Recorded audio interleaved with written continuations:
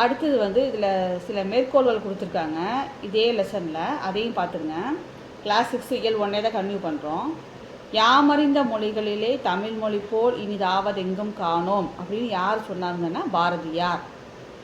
தமிழில் மிக தொன்மையான இலக்கண நூல் தொல்காப்பியம். இது அடிக்கடி கேட்குறாங்க, இப்போ கூட கேட்டிருந்தாங்க. நம்மளுக்கு கிடச்ச மிக தொன்மையான இலக்கண நூல் எதுனா தொல்காப்பியம்.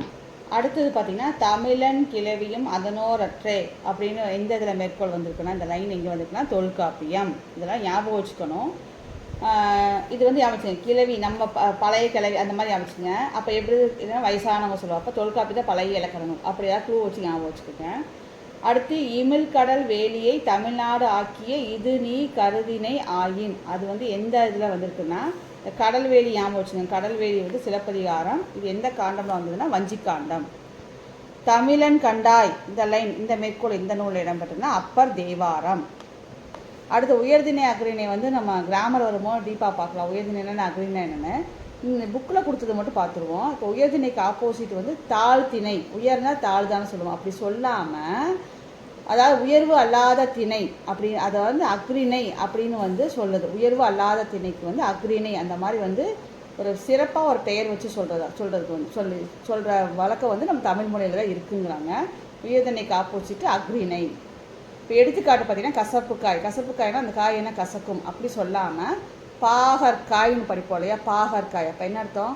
பாகு ப்ளஸ் அல் ப்ளஸ் காய், அதாவது பாகு இல்லாத காய், அதாவது இனிப்பு இல்லாத காய், அதை வந்து பாகற்காய். இந்த மாதிரி அதோட தன்மையை வந்து அதை வந்து நல்ல ஒரு வழியில் சொல்கிறதுக்கு வந்து அந்த மாதிரி உள்ள லாங்குவேஜ் வந்து தமிழ் மொழியில் தான் உள்ளது அப்படிங்கிறதுக்கு இதெல்லாம் எடுத்துக்காட்டாக சொல்கிறாங்க. அடுத்தது பார்த்திங்கன்னா பூவோட 7 நிலைகள் பற்றி கொடுத்துருக்காங்க. பூவுக்கு எத்தனை நிலைகள் இருக்குது அதுவும் ஒன்றாக கேட்கலாம். பூவுக்கு வந்து 7 நிலைகள். இதுவும் 10th புக்லேயுமே இது இருக்குது. அது ஃபஸ்ட்டு பார்த்திங்கன்னா அரும்பு, மொட்டு, முகை, மலர், அலர், வி, செம்மல். இப்படி கேட்பாங்க. அரும்புனா எப்படி இருக்கும், மொட்டுன்னா எப்படி இருக்கும், அந்த மாதிரி டீப்பாக வருது 10th புக்கில் இருக்குது. அது ஏற்கனவே ஒரு வீடியோ போட்டிருக்கேன். நான் இதில் வந்து கீழே லிங்க் கொடுக்குறேன், அதையும் சேர்த்து பாருங்கள். அப்போ உங்களுக்கு இன்னும் ஈஸியாக இருக்கும். இது வந்து பூவின் 7 நிலைகள். அடுத்தது பார்த்திங்கன்னா மா அப்படிங்கிறதுக்கு என்னென்ன மீனிங் இருக்குது. இது ஒரு வாட்டி வந்து UGTRB தமிழ் கட்டாய தகுதி தேர்வில் அது கேட்டிருந்தாங்க. மா அப்படிங்கிறதுக்கு என்னென்ன வேறு பெயர்னா மரம், விலங்கு, திருமகள், அழகு, அறிவு, அளவு, துகள். இதெல்லாம் மாவோட மீனிங்ஸு. இதில் ஏதாவது மாற்றி ஒன்று கொடுத்துட்டு இதில் மீனிங் இல்லாத எது அப்படின்லாம் கேட்கலாம். அதனால் அது தெரிஞ்சு வச்சுக்கோங்க. அடுத்து தாவர இலைப்பெயர்கள். இந்த தாவர இலைப்பெயர்களுமே 10th புக்கில் இருக்குது. இந்த ப்ளூ கலரில் போட்டிருக்கேன் இல்லையா, அதெல்லாம் வந்து 10th புக்கில் இருந்ததை சேர்த்து இதில் இல்லை கொடுக்காத ஆட் பண்ணிக்கிறேன். இலைகளுக்கு வந்து ஆலமரம் ஆலை இலைன்னு சொல்லுவோம், அரசு இலை, மா இலை, பலா இலை, வாழை இலை, புளி இலை, வேம்புக்கு இலை தான் சொல்கிறாங்க. இது தெரியும். அகத்திக்கீரை, பசலைக்கீரை, முருங்கைக்கீரைன்னு சொல்கிறாங்க. இதோட இலைகளை கீரைன்னு சொல்கிறோம். இது தெரியும். அருகம்புல், கோரைப்புல்.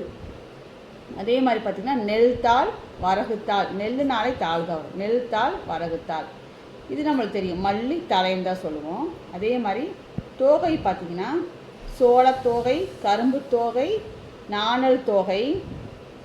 அடுத்தது பார்த்திங்கன்னா ஓலை வந்து எது ஓலைங்கிறாங்கன்னா பனை ஓலை, தென்னை ஓலை. அடுத்தது மடல். சப்பாத்தி கல்லியோட இலைகளை மடல் அப்படிங்கிறோம். தாளை மடல். இது பாட்டு இல்லை, தாளை மடல்.